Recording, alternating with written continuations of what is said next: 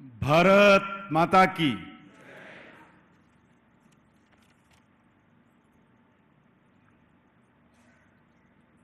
भाग्यनगर में भारत की महामहिम राष्ट्रपति परम आदरणीय द्रौपदी मुर्मू जी को मैं भाग्यनगर के जनता के ओर से, तेलंगाना के जनता के ओर से, लोकमंथन 2024 के ओर से मैं हृदय से आप सब लोगों की तरफ से मैं स्वागत करता हूं।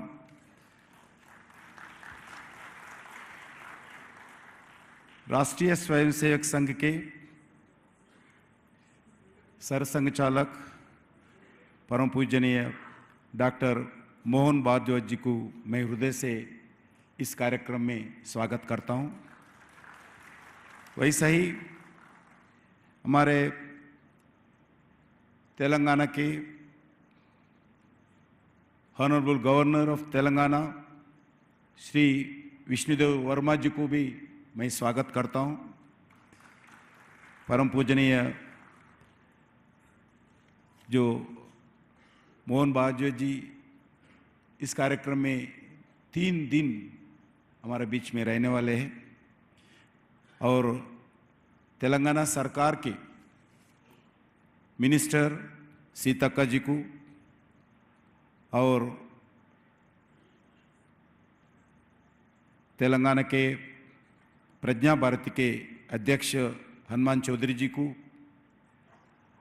अखिल भारतीय प्रज्ञा प्रवाह के संयोजक नंद कुमार जी को और केंद्र सरकार के मेरा साथी मंत्री बंडी संजय जी को, तेलंगाना सरकार के मंत्री कृष्णा राव जी को और सभी महानुभावों को, इस कार्यक्रम में उपस्थित teachers, doctors, academicians, social workers, thinkers, professionals, young minds, artists, writers, singers, विभिन्न राज्यों से आए हुए सभी अतिथिगण, all the delegates, media friends, उपस्थित देवियों और सज्जनों, आप सबका भाग्यनगर की धरती पर हार्दिक स्वागत करता हूं। और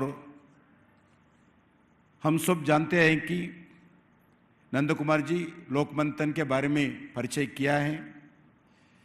लोकमंथन राष्ट्र प्रथम की भावना से काम करने वाले एक नॉन पॉलिटिकल ऑर्गेनाइजेशन है। लोकमंथन भारतीय लोक परंपरा, भारतीय संस्कृति, भारतीय कला, भारतीय आदिवासी जनजीवन, भारतीय सामाजिक एकता, भारतीय ज्ञान विज्ञान संपदा, भारतीय knowledge system, education, health and medicine, temple science, environment आदि सहित विभिन्न क्षेत्रों में भारतीय लोक विचार, भारतीय लोक व्यवहार, भारतीय लोक व्यवस्था की विभिन्न धाराओं पर मंथन करने वाली राष्ट्रवाद संस्था लोकमंथन है। आज से 3 दिन होने वाली इस कार्यक्रम में सामूहिक मंथन में देश के आप सबके scholars, teachers, accommodations, thinkers, social activist सभी लोग भाग लेने वाले हैं। मुझे लगता है कि यहाँ एक राष्ट्रवाद का और राष्ट्रीय एकता का संचार करने वाली एक कुंभ मेला इस 3 दिन में होने वाला है, जिसके चिंतन मंथन से भारतीय समाज को एक नया रूप और नया दिशा मिलने वाला है। लोकमंथन भारत की वर्तमान और भविष्य की समस्याओं के समाधान के लिए नहीं बल्कि विश्व के कल्याण के लिए भी एक मंथन होने वाला है। इस संदर्भ में मैं ट्राइबल लाइफस्टाइल पर जरूर चर्चा करना है। हम 3 दिन भी प्रथम रूप से ट्राइबल के लाइफस्टाइल भी चर्चा करेंगे। आज हम सब दुनिया के कॉन्फ्लिक्ट और क्लाइमेट चेंज जैसे समस्याओं को देख रही हैं, तब ट्राइबल लाइफस्टाइल हम कई समस्याओं का समाधान देती है। आदिवासी लोगों का परंपरा, आदिवासी समाज का अलग अलग उत्सव, आदिवासी का जीवन शैली, आदिवासी का खान पान, वेशभूषा और प्रकृति के साथ मिलकर मनाते हैं। हमारे जनजाति प्रकृति के साथ मिलकर श्रेष्ठ जीवन जीते हैं और विभिन्न कलाओं पर सबसे श्रेष्ठ है। प्राचीन काल से ही जल, जंगल, जमीन, जानवर के साथ जनजाति समाज जीवन गुजारते हैं और उनका इतिहास भी है। रिड्यूस, रीयूज और रिसाइकिल जनजाति जीवन के बहुत प्राचीन कॉन्सेप्ट है। आज हम फिर से उस परंपराओं को जीवंत करने के लिए सभी समाज का जिम्मेदारी है, जरूरत भी है।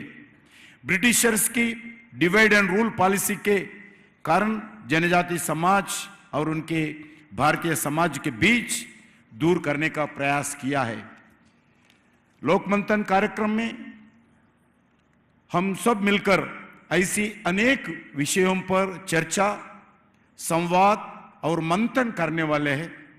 मुझे पूर्ण विश्वास है लोकमंथन कार्यक्रम में विकसित भारत का जो अभियान देश भर में चल रही है, ये 3 दिन का बैठक भी उस विकसित भारत के लिए एक माइलस्टोन साबित करते हुए अलग अलग सुझाव देंगे। मैं फिर एक बार आप सबका इस भाग्यनगर में लोकमंथन 2024 के तरफ से, सभी ऑर्गेनाइजेशन के तरफ से आप सब लोगों को हृदय से मैं स्वागत करता हूं। जय हिंद, वंदे मातरम, भारत माता की जय।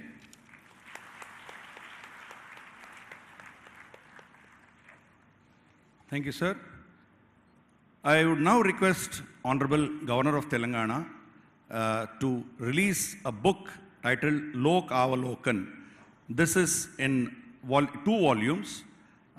He shall present the first set to Honorable President of Bharat.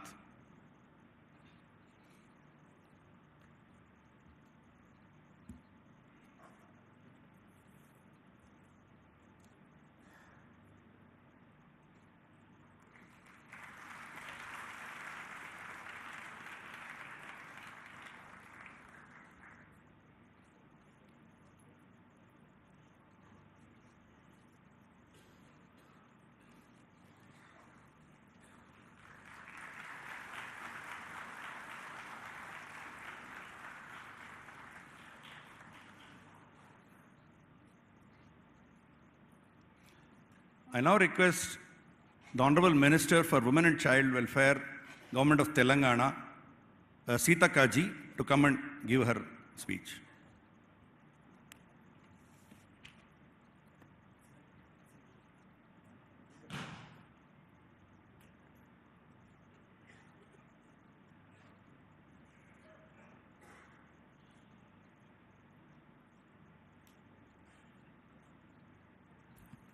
ఈనాటి కార్యక్రమానికి ముఖ్య అతిథులుగా విచ్చేసినటువంటి పెద్దలు, గౌరవనీయులు మన రాష్ట్రపతి గారికి, అదేవిధంగా పెద్దలు గవర్నర్ గారికి, రెస్పెక్టెడ్ కిషన్ రెడ్డి గారు సెంట్రల్ మినిస్టర్ గారికి, అదేవిధంగా పెద్దలు గౌరవనీయులు భగవత్ గారికి, ఇతర పెద్దలందరికీ కూడా హృదయపూర్వక స్వాగతం.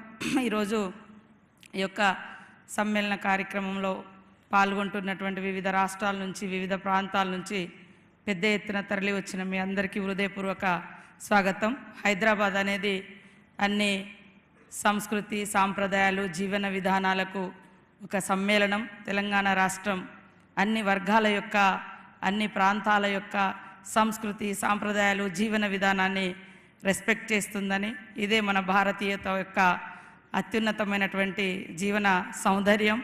కాబట్టి అందరం కలిసి ఈ భారతదేశాన్ని ప్రపంచంలోనే అత్యున్నతమైనటువంటి దేశంగా తీర్చిదిద్దడం కోసం ఐక్యంగా ముందుకు సాగాలని మనస్ఫూర్తిగా కోరుకుంటూ హృదయపూర్వక స్వాగతం.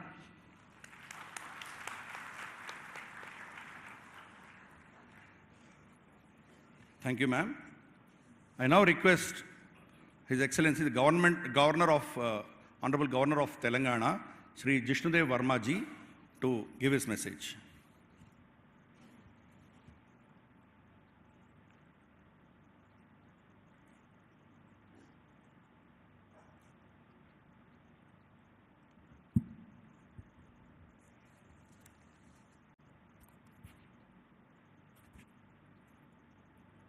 Namaskar, Pranam.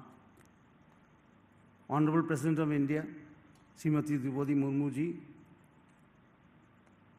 Dr. Mohan Bhagwat ji, respected Sar Sangha Chalak RSS,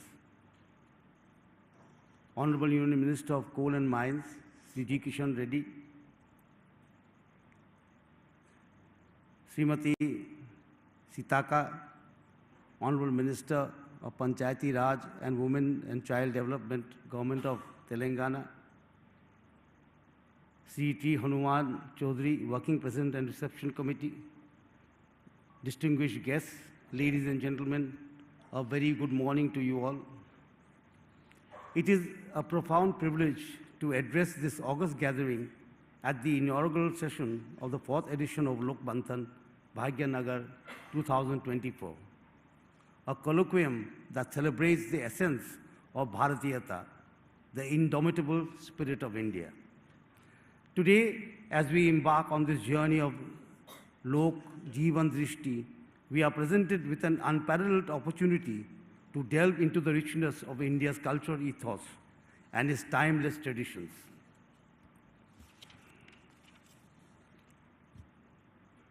Bharat, the cradle of one of the world's oldest civilizations, has always been a beacon of diversity, harmony, and intellectual prowess. In the words of Dr. B.R. Ambedkar, it is the unity of culture that is the basis of our nationalism. This unity, deeply embedded in our civilizational ethos, is not merely an idea, but a living reality manifested in the lives of ordinary people across our vast nation. India is a land where diversity thrives in every aspect: language, religion, cuisine, art forms. Yet beneath this vibrant diversity lies the unifying thread of Bharatiyata. As we stand here in a city that exemplifies the confluence of cultures and traditions, we must recognize and celebrate the integral role that each region, including the Northeast, plays in the shaping the collective identity of Bharat. Bharat's history is replete with examples of robust intellectual traditions, from the dialogues of the Upanishads to the Shastras of ancient scholars. Debate and discussion have been the cornerstones of our civilizational growth. It is heartening to see Lok Manthan 2024 providing a platform for thinkers, artists, academicians to come together and deliberate on our shared heritage. Over the centuries, our nation has endured invasions and colonization, which not only targeted our land and people, but also attempted to distort our cultural and intellectual fabric.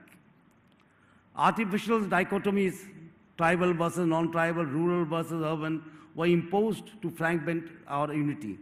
As Swami Vivekananda famously said, the longest night seems to be passing away, the soul of the nation is awaking.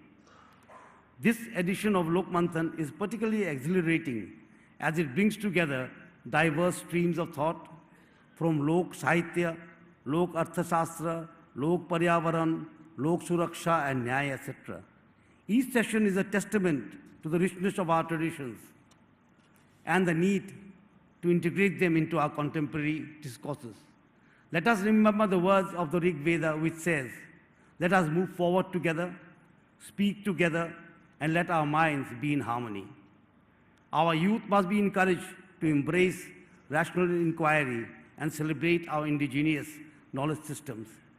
By doing so, they will be better equipped to counter divisive forces and uphold the ideas of unity, harmony, and universal brotherhood. In conclusion, I extend my heartfelt appreciation to the organizations of Lok Manthan 2024 for curating such a meaningful platform, and I especially thank Nand Kumar ji for doing so. May this program strengthen the bonds that unite us and pave the way for a brighter, harmonious future. Thank you. Dhanyavad. Namaskar, Pranam. Jai Hind, Jai Bharat, Bharat Mata ki Jai.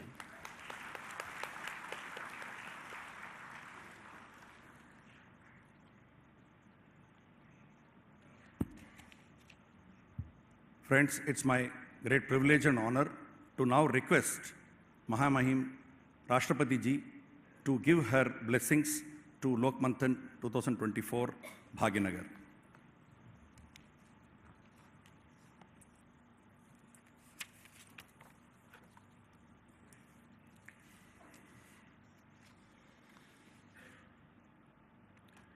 लोक मंथन 2024 के कार्यक्रम में उपस्थित तेलंगाना के राज्यपाल श्री जिष्णु देव वर्मा जी, केंद्रीय कोयला एवं खान मंत्री और लोक मंथन के अध्यक्ष श्री जी किशन रेड्डी जी, तेलंगाना सरकार के मंत्री श्रीमती डी अनुसुया सीतक्का जी, राष्ट्रीय स्वयंसेवक संघों के सरसंघ चालक डॉक्टर मोहन भागवत जी, प्रज्ञा प्रभाव के अखिल भारतीय संयोजक श्री जी नंद कुमार जी, रिसेप्शन कमेटी के कार्यकारी अध्यक्ष डॉक्टर टी हनुमान चौधरी जी, अन्य गणमान्य अतिथिगण, देवियों और स्वजनों, लोक मंथन का उद्घाटन करके मुझे बहुत प्रसन्नता हो रही है।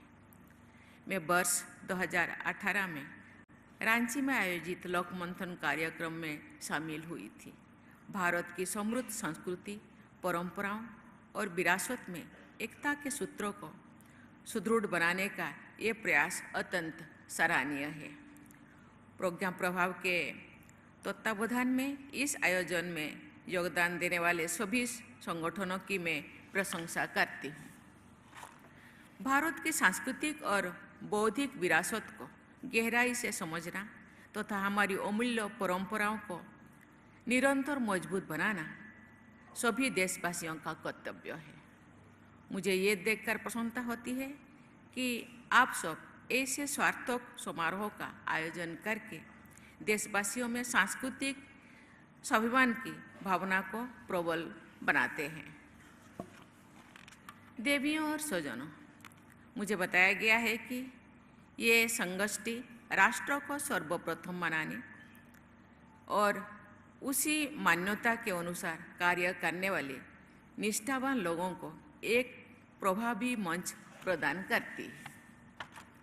जब हम भारतीय संस्कृति की विविधता तथा अनेकता में एकता की बात करते हैं तो एकता का भाव ही मुख्य भाव होता है। विविधता तथा अनेकता हमारी मूलभूत एकता को इंद्रधनुषी सुंदरता प्रदान करता है। हम चाहे वनवासी हो, ग्रामवासी हो या नगरवासी हो, सबसे पहले हम सभी भारतवासी हैं। इस राष्ट्रीय एकता की भावना ने हमें सभी चुनौतियों के बावजूद एक सूत्र में जोड़ कर रखा है। हमारे समाज को हर तरह से बांटने के और कमजोर करने का प्रयास सदियों से किए गए हैं। हमारी सहज एकता को खंडित करने के लिए कृत्रिम भेदभाव पैदा किए गए हैं, लेकिन भारतीयता की भावना से ओतप्रोत देशवासियों ने राष्ट्रीय एकता की मशाल जलाए रखे हैं। हमारी मध्यकालीन संतों कवियों से लेकर ब्रिटिश हुकूमत के विरुद्ध स्वाधीनता संग्राम के दौरान उत्तर से दक्षिण तक और पूर्व से पश्चिम तक भारत को राष्ट्रीयता की भावना से जोड़ने वाले महाकवियों ने प्राचीन काल से चली आ रही भारत की भावनात्मक एकता को बजाय रखा और उसे आगे बढ़ाया। मुझे ये जानकर प्रसन्नता हुई है कि लोक मंथन के कार्यक्रम में पूर्ण श्लोकों लोकमाता अहिल्याबाई होलकर और रानी रुद्रम देवी जैसी महान वीरांगनाओं के जीवन चरित्र पर आधारित नाटकों का मंचन किया जाएगा। ये हमारे देश की शौर्य परंपरा और नारी शक्ति को सम्मान प्रदान करने की हमारी सोच से देशवासियों को, विशेषकर युवाओं को प्रेरित करने का सराहनीय प्रयास है। ये भी खुशी की बात है कि इस आयोजन में दूसरी देशों के कलाकारों द्वारा भी सांस्कृतिक प्रस्तुतियां की जाएगी। मुझे बताया गया है कि इन प्रस्तुतियों की कथा वस्तु विदेशों में प्रचलित सूर्यदेव की उपासना और रामायण की कथा पर आधारित है। ये प्राचीन काल से चली आ रही भारत के सांस्कृतिक प्रभाव का प्रमाण है। प्राचीन काल से ही भारतीय विचारधारा का प्रभाव विश्व में दूर दूर तक फैला हुआ है। ये प्रभाव आज भी उन देशों की धार्मिक और सांस्कृतिक परंपराओं में देखा जाता है। भारतीय संस्कृति इस विशाल प्रभाव क्षेत्र को कुछ लोग इंडोस्फीयर का नाम देते हैं। इंडोस्फीयर यानी विश्व का ऐसे क्षेत्र जहां भारत के जीवन मूल्यों और संस्कृति का प्रभुत्व था और आज भी दिखाई देता है। भारत के धार्मिक मान्यताएं, कला, संगीत, प्रौद्योगिकी, चिकित्सा पद्धति, भाषा और साहित्य दुनिया भर में सराहा जाते हैं। सबसे पहले भारतीय दर्शन पद्धतियों ने भी आदर्श जीवन मूल्यों का उपहार विश्व समुदाय को दिया था। अपने पूर्वजों की इस गौरवशाली परंपरा को और मजबूत बनाना हमारा दायित्व है। ये भी प्रसन्नता का बात है कि कई राज्यों के शिल्पकार इस आयोजन के दौरान अपनी कलाओं का प्रदर्शन करेंगे। इसी वर्ष दिसंबर में मुझे सिकंदराबाद में स्थित राष्ट्रपति निलयम में भारतीय कला महोत्सव में भाग लेने का सुअवसर प्राप्त हुआ था। भारतीय कलाएं और कलाकार हमारी राष्ट्रीय एकता को सुंदर स्वरूप प्रदान करते हैं। देवियों और स्वजनों, सदियों तक विदेशी ताकतों ने भारत पर शासन किया। उन साम्राज्यवादी एवं उपनिवेशवादी शक्तियों ने भारत का आर्थिक दोहन तो किया ही है, हमारे सामाजिक ताने बाने को भी छिन्न भिन्न करने का प्रयास किया। हमारी संबंध बौद्धिक परंपरा के प्रति हेय दृष्टि रखने वाले शासकों ने हमारी देशवासियों में सांस्कृतिक हीन भावना का संचार किया। ऐसी परंपराओं को हम पर थोपा गया जो हमारी एकता के लिए हीनकारक थी। सदियों की पराधीनता के कारण हमारे देशवासी गुलामी की मानसिकता का शिकार हो गए हैं। भारत को पुनः श्रेष्ठतम राष्ट्र बनाने के लिए देशवासियों की मानसिकता को एकता और श्रेष्ठता के सूत्रों में पिरोना हम लोगों का कर्तव्य है। इस बार लोकमंथन की विषय है लोक अवलोकन है। इसमें लोक विचार, लोक व्यवहार और लोक व्यवस्था के 3 महत्वपूर्ण आयामों पर विचार विमर्श किया जाएगा। इस सुविचारित विषय प्रवाह की मैं सराहना करती हूँ। मेरे विचार से एक विकसित राष्ट्र के निर्माण के लिए सभी देशवासियों में राष्ट्र को सर्वोपरि मानने की भावना का संचार करना अनिवार्य है। लोकमंथन द्वारा सभी भावना का संचार किया जा रहा है। ये विकसित भारत के निर्माण की दिशा में अत्यंत सराहनीय कदम है। राष्ट्र गौरव की भावना तथा राष्ट्र को सर्वोपरि समझकर आगे बढ़ने की चेतना एक दूसरे से जुड़े हुए हैं। पिछले कुछ वर्षों के दौरान देश में गुलामी की मानसिकता से मुक्त होने के अनेक उदाहरण प्रस्तुत किए गए हैं। 19वीं सदी के कानूनी को जगह भारतीय नागरिक सुरक्षा संहिता, भारतीय न्याय संहिता और भारतीय साक्ष्य अधिनियम लागू किए गए हैं। दिल्ली में राजपथ का नाम बदलकर कर्तव्य पथ रखा गया है। राष्ट्रपति भवन में दरबार हॉल का नाम बदलकर गणतंत्र मंडप रखा गया है। ये नामकरण हमारे देश में लोकतंत्र की प्राचीन परंपरा के अनुरूप है। हाल ही में उच्चतम न्यायालय में लेडी जस्टिस की नई प्रतिमा का अनावरण किया गया है, जिसकी आंखों पर पट्टी नहीं बंधी हुई थी। ऐसे सभी परिवर्तन औपनिवेशिक मानसिकता के उन्मूलन की सराहनीय उदाहरण है। मुझे विश्वास है कि इस आयोजन में होने वाले विचार विमर्श भी हमारे सामूहिक दृष्टिकोण में आत्मविश्वास तथा एकता का संचार करेंगे। इससे देश में बंधुता की भावना बढ़ेगी, सामाजिक भेदभाव समाप्त होगा। देशवासी ये समझ पाएंगे कि समरसता हमेशा हमारी सभ्यता का आधार रही है। समरसता और एकता की यही शक्ति हमारी राष्ट्रीय प्रगति को ऊर्जा प्रदान करेगी। इसी विश्वास के साथ मैं लोकमंथन के इस आयोजन की सफलता की कामना करती हूँ। धन्यवाद। जय हिंद, जय भारत।